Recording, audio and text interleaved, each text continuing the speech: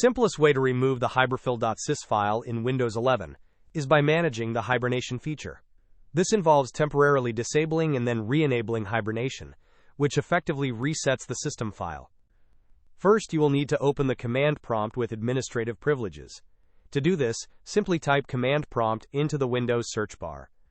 Once it appears, right-click on it and select Run as Administrator. In the command prompt window, paste the following command and press Enter.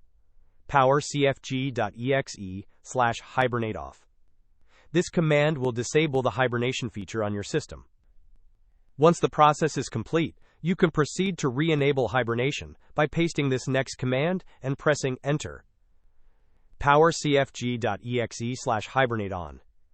After running both commands, hibernation will be turned back on, and the Hiberfil.sys file will have been successfully removed or reset. This process typically resolves any issues related to that system file. Hope this was helpful. Don't forget to like and subscribe if you enjoyed. As always, thanks for watching, and I will see you in the next video.